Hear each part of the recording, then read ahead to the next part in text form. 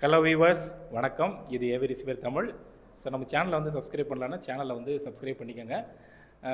நம்ம YouTube subscriber ஒருத்தர் வந்து டெனானில் 580 பிடி அதோட ஆடியோ செட்டிங்ஸ் வந்து போடுங்க அப்படின்ட்டுன்னு ஒரு கமெண்ட் வந்து கொடுத்துருந்தாரு. ஸோ அவருக்காக தான் இந்த 580 பிடியில் வந்து ஆடியோ செட்டிங்ஸ் வந்து சிம்பிளாக தான் இருக்கும்.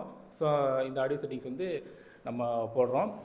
ஸோ இதுக்கு வந்து ரிசீவர் நம்மக்கிட்ட இருக்கிறனால நான் வந்து அவருக்கு வந்து அஷூரன்ஸ் வந்து கொடுத்துருந்தேன். இன்னும் நிறைய பேர் வந்து கேட்டுக்கிட்டு இருக்கிறீங்க. இன்னொருத்தர் கூட 2800க்கு வந்து ஆடியோ செட்டிங்ஸ் வந்து போடுங்க அப்படிங்கிற மாதிரி வந்து கேட்டிருந்தாரு.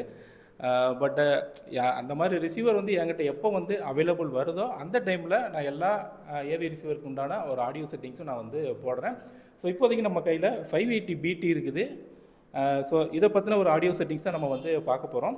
ஸோ இந்த 580 பிடியுமே வந்து சேலுக்காக தான் நம்மக்கிட்ட வந்துச்சு. இதுக்கு வந்து 8 மாதம் வாரண்டிலாம் இருக்குது. பட்டு இது வந்து சேல் ஆயிடுச்சு.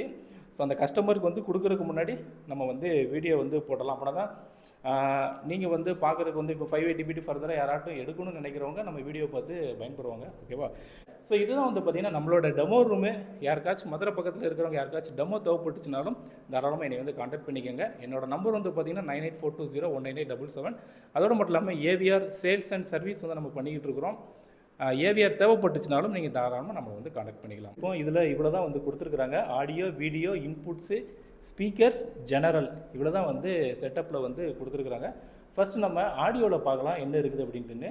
ஆடியோவில் வந்து சரௌண்டு பேராமீட்டர் அப்படின்ட்டுன்னு ஒன்று இருக்குது. அதில் வந்து மோடு வந்து கொடுத்துருப்பாங்க. மூவி, மியூசிக்கு, கேம் இந்த மாதிரி வந்து கொடுத்துருப்பாங்க. ஸோ இதிலெல்லாம் நீங்கள் வந்து நீங்கள் வந்து செட்டு வந்து ப்ளே ஆகிட்டு இருக்கும்போது என்னென்ன ஆப்ஷனில் என்னென்ன பண்ணணும்னா சவுண்ட் எஃபெக்ட் வந்து ஏதாச்சும் வந்து மாறுதா இல்லையா அப்படின்ட்டு நீங்கள் இண்டிவிஜுவலாக நீங்கள் வந்து போட்டு பார்த்தா தான் இது வந்து எஃபெக்ட் எப்படி இருக்குது அப்படிங்கிறத வந்து சொல்ல முடியும். ஓகேவா? இல்லை நீங்கள் ஒவ்வொன்றா வந்து மாற்றி பாருங்கள். கேமில் எப்படி இருக்குது, ப்ரொலாஜிக்கில் எப்படி இருக்குது, மூவியில் எப்படி இருக்குது அப்படின்ட்டு நீங்கள் வந்து மாற்றி பார்த்தீங்கன்னா தான் இதோட ஆடியோ எஃபெக்ட் வந்து எப்படி இருக்குது அப்படிங்கிறத நம்ம வந்து சொல்ல முடியும். அடுத்தது பார்த்திங்கன்னா இதில் வால்யூம் அப்படின்ட்டுன்னு ஒன்று கொடுத்துருக்குறாங்க. ஸோ இது வந்து வால்யூம் வந்து டெசிபல் லெவல் மாற்றுறது தான், வேறு ஒன்றும் கிடையாது. ஓகேங்களா? இது வந்து நார்மலாக 0 to 98 வரைக்கும் போகும். இதே வந்து பார்த்திங்கன்னா இது டெசிபல் லெவலில் வந்து கொடுத்துருப்பாங்க. ஸோ அவ்வளோதான். அடுத்தது பார்த்திங்கன்னா ரூம் EQ அப்படிங்கிறது ஒன்று இருக்குது. ஸோ இது வந்து நம்ம ஆடிசி செட்டிங்ஸ் பண்ணால் மட்டும்தான் இது வந்து எனேபிள் ஆகும். இப்போ இது வந்து மேனுவல் செட்டிங்ஸில் இருக்கிறனால இது வந்து எனேபிள் ஆகலை. அடுத்தது பார்த்திங்கன்னா வீடியோ. ஸோ வீடியோ பொறுத்த வரைக்கும் என்னெல்லாம் இருக்குதுன்னா HDMI செட்டப், HDMI அப்ஸ்கேலர், ஸ்க்ரீன் சேவர், 4K, HDCP இந்த மாதிரி வந்து கொடுத்துருக்குறாங்க. HDMI செட்டப்பை பொறுத்த வரைக்கும் இந்த மாதிரியான ஒரு செட்டப் நீங்கள் வந்து பண்ணி வச்சுக்கோங்க எப்போவுமே. ஓகேவா? HDMI ஆடியோ அவுட் வந்து AVR, HDMI பாஸ் த்ரூ வந்து ஆன் பண்ணிக்கோங்க. பாஸ் த்ரூ சோர்ஸ் வந்து கொடுத்துக்கோங்க. தென் HDMI கண்ட்ரோல் வந்து ஆன் பண்ணிக்கோங்க. ஸோ இதில் ஆன் பண்ண என்ன ஆகும் பார்த்தீங்கன்னா, இப்போ நீங்கள் டிவி ஆஃப் பண்ணிங்கன்னா ஆட்டோமேட்டிக்காக AVRம் சேர்ந்து ஆஃப் ஆகிடும். சப்போஸ் நீங்கள் வந்து டிவி ஆன் பண்ணும்போது AVRம் வந்து ஆன் ஆகும். அடுத்தது ARC வந்து ஆன் பண்ணிக்கோங்க. இது வந்து டிஃபால்ட்டாக செட்டில் வந்து ஆஃப் பண்ணி வச்சுருப்பாங்க. ஸோ நம்ம தான் இதெல்லாம் வந்து ஆன் பண்ணணும். ஸோ ARC ஆன் பண்ணிங்கன்னா தான் டிவியிலேருந்து ஆடியோ ரிட்டர்ன் சேனல் மூலமாக AVRக்கு ஆடியோ வந்து உள்ள இன்புட்டாக வரும். EARCக்குன்ட்டுன்னு தனியாக ஆன் ஆஃப் வந்து கிடையாது. பொதுவாகவே ARC அப்படிங்கிறத வந்து தான் மென்ஷன் பண்ணியிருப்பாங்க. உங்களோட டிவி வந்து EARC சப்போர்ட்டட் டிவியாக இருந்துச்சுன்னா நீங்கள் கொடுக்கக்கூடிய கண்டென்ட் ஒரு DTS கண்டென்ட்டாகவோ இல்லாட்டி டால்பி ட்ரூ HD கண்டென்ட்டாகவோ இருந்துச்சுன்னா அது ஆட்டோமேட்டிக்காக EARC மாதிரி உங்களுக்கு உள்ளக வந்துடும். ஸோ அதை பற்றி நீங்கள் வந்து ஒரி பண்ணிக்க வந்து தேவையில்லை. EARCக்கு அப்படின்ட்டு தனியாக எந்த ஒரு ஆப்ஷனுமே இதுக்குள்ளே வந்து இருக்காது. ஓகேவா? ஸோ HDMI செட்டப்பை பொறுத்த வரைக்கும் இவ்வளோ தான் வந்து கொடுத்துருக்குறாங்க. தென் அடுத்தது வந்து பார்த்திங்கன்னா ஸ்க்ரீன் சேவர், அது தேவையில்லை. அடுத்தது பார்த்திங்கன்னா HDMI அப்ஸ்கேலர்னு ஒன்று இருக்குது. ஸோ இதுவுமே வந்து உங்களுக்கு தேவைப்பட்டுச்சுன்னா ஆன் பண்ணிக்கோங்க, இல்லாட்டி ஆஃப் பண்ணிக்கோங்க. அவ்வளோதான். சரிங்களா? அடுத்தது பார்த்திங்கன்னா 4K 8K சிக்னல் ஃபார்மட் இது எல்லாமே என்ஹான்ஸ்டு அப்படிங்கிற ஒரு ஆப்ஷனை நீங்கள் வந்து தேர்ந்தெடுத்துக்கோங்க. ஓகேங்களா? அடுத்தது இன்புட்ஸில் வந்து பார்த்திங்கன்னா இன்புட் அசைன்மெண்ட்டுன்னு ஒன்று கொடுத்துருப்பாங்க. அடுத்தது பார்த்திங்கன்னா சோர்ஸ் லெவல்னு ஒன்று கொடுத்துருப்பாங்க. அதாவது நம்ம கொடுக்கக்கூடிய சோர்ஸ் லெவலுக்கு எவ்வளோ டெசிபிளில் வந்து நம்ம இன்க்ரீஸ் பண்ணிக்கலாம் அப்படிங்கிறத பொறுத்து இது வந்து 12 dB வரைக்கும் இன்க்ரீஸ் ஆகும். அடுத்தது பார்த்திங்கன்னா இன்புட்டு செலக்ட்டு. ஸோ இதெல்லாம் வந்து ஆடியோ உண்டானது வந்து கிடையாது. ஓகேங்களா? அடுத்தது பார்த்திங்கன்னா ஸ்பீக்கர்ஸு. ஸோ ஸ்பீக்கர்ஸில் தான் வந்து பார்த்திங்கன்னா ஆட்டோ செட்டப்பு, மேனுவல் செட்டப்னு ரெண்டு கொடுத்துருப்பாங்க. இதே ஆட்டோ செட்டப்னா ஆடிசை மைக்கை வச்சு செட் பண்ணுறது, மேனுவல் செட்டப்னா நம்ம இண்டிவிஜுவலாக நம்ம வந்து செட் பண்ணுறது. ஸோ இந்த ஏவிஆரோட ஆடியோ செட்டிங்ஸ் எல்லாமே இதுக்குள்ளே தான் வந்து இருக்குது. இதுக்கு முன்னாடி நான் சொன்னது எல்லாமே ஓரளவு ஒரு ஜென்ரலான ஒரு செட்டிங்ஸு. இதுதான் வந்து மெயினாக ஆடியோ செட்டிங்ஸு. ஃபஸ்ட்டு வந்து பார்த்திங்கன்னா நம்ம ஸ்பீக்கர் லேஅவுட் வந்து சூஸ் பண்ணணும். Front speaker, centre speaker, surround, subwoofer. So இதில் 5 ஸ்பீக்கர் தான் இருக்குது. அதனால் இதில் வேறு எந்த ஒரு ஆப்ஷனுமே நம்ம வந்து பண்ண முடியாது. ஃப்ரண்ட்டு எஸ் நோ அந்த மாதிரி வேணால் கொடுத்துக்கலாம். சென்டர் வேணும்னா எஸ் நோ கொடுத்துக்கலாம். சரவுண்டு எஸ் நோ வந்து கொடுத்துக்கலாம். சப்வூஃபர் நம்ம போடலை அப்படிங்கிறனால நான் வந்து நோ கொடுத்துருக்குறேன். ஓகேங்களா. இது தவிர்த்து நம்ம வேறு எதுவுமே வந்து பண்ண முடியாது. ஏன்னா இது வெறுமனே ஒரு 5.2 ஏவி ரிசீவர். அடுத்தது பார்த்திங்கன்னா இந்த மாதிரி தான், இந்த ஸ்பீக்கர் லேஅவுட்டில் இந்த மாதிரி தான் நம்ம வந்து கொடுத்தாகணும். அடுத்தது பார்த்திங்கன்னா டிஸ்டன்ஸு.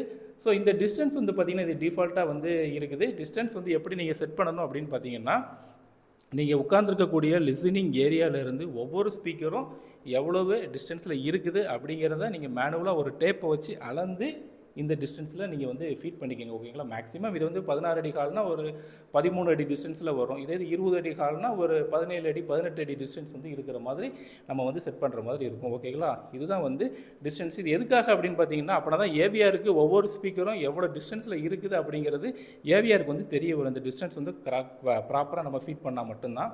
அடுத்தது பார்த்திங்கன்னா லெவல்ஸு. ஸோ இந்த லெவல்ஸ் வந்து பார்த்திங்கன்னா எல்லாருமே பொதுவாக எப்படி பண்ணுவாங்கன்னா, இப்போ ஃப்ரண்ட் ஸ்பீக்கருக்கு வந்து பார்த்திங்கன்னா ஒரு 3, நீங்கள் அடுத்தது ஃப்ரண்ட் இது வந்து டிஃபால்ட்டு. நம்ம செட்டு வாங்க போகும்போது இந்த மாதிரி 0 டெசிபலில் தான் வந்து இருக்கும். ஓகேவா. இந்த ப்ரீவியஸில் உள்ள கஸ்டமர் இது வந்து எதையுமே வந்து சேஞ்சஸ் வந்து பண்ணல. ஸோ அந்த டிஃபால்ட் வெளியே 0 அப்படியே வந்து செட் ஆகிருக்குது. நிறைய பேர் என்ன பண்ணுவாங்கன்னா, இந்த ஃப்ரண்ட் வந்து பார்த்திங்கன்னா ஒரு 3 dB, சென்டர் வந்து பார்த்திங்கன்னா ஒரு 5 dB, அது மாதிரி சரவுண்ட் வந்து பார்த்திங்கன்னா ஒரு 4 dB.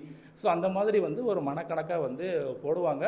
ஸோ இதை வந்து ப்ராப்பராக செட் பண்ண முடியலன்னா நம்ம அந்த மாதிரி வந்து கொடுத்துக்கலாம். 2, 3, 4 அப்படின்ட்டு நம்ம வந்து இன்க்ரீஸ் பண்ணிக்கலாம்.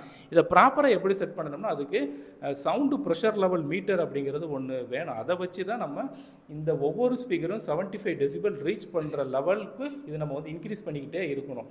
சப்போஸ் இந்த ஸ்பீக்கர் வந்து பார்த்திங்கன்னா, இப்போ ஃப்ரண்ட்டில் லெஃப்ட் ஸ்பீக்கர் வந்து பார்த்திங்கன்னா நம்ம இதில் ஒரு 5 dB ஏற்றினா தான் 75 டெசிபல் வந்து ரீச் ஆகிற மாதிரி இருக்கும். அதே இது வந்து பார்த்திங்கன்னா ஃப்ரண்ட் ரைட் வந்து பார்த்திங்கன்னா ஒரு 6 dB ஏற்றினா தான் 75 டெசிபல் வந்து ரீச் ஆகிற மாதிரி இருக்கும். அந்த ரூமோட டைமென்ஷனை பொறுத்து அந்த டெசிபல் ரேட் வந்து மாறும். ஓகேங்களா. ஸோ அதை வந்து ப்ராப்பராக செட் பண்ணணும்னா அந்த சவுண்டு ப்ரெஷர் லெவல் மீட்டர் தான் வந்து வேணும்.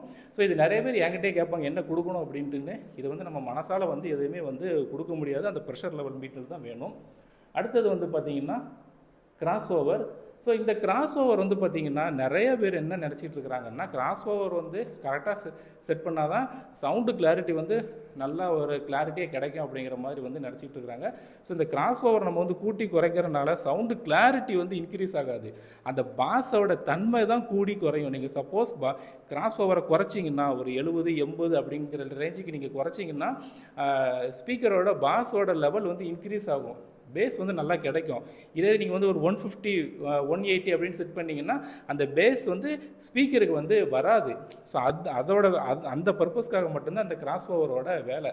மற்றபடி சவுண்டு வந்து இம்ப்ரூவ்மெண்ட் ஆகாது, சவுண்டு வந்து அதிகமாக கேட்கும் அப்படிங்கிற மாதிரிலாம் எதுவுமே கிடையாது. நிறைய பேர் வந்து தவறுதலாக வந்து நினச்சிட்டு இருக்கிறீங்க. ஸோ இப்போ நம்மளுக்கு வந்து பார்த்திங்கன்னா ஃப்ரண்ட் வந்து ஃபுல் பேண்ட் அப்படின்ட்டுன்னு செட் ஆகிருக்கும். ஏன் அப்படின்னு பார்த்தீங்கன்னா சப்வூஃபர் நம்ம நோ கொடுத்துட்டோம்னா இது ஆட்டோமேட்டிக்காக ஃபுல் பேண்டு அப்படின்ட்டுன்னு செட் ஆகிடும்.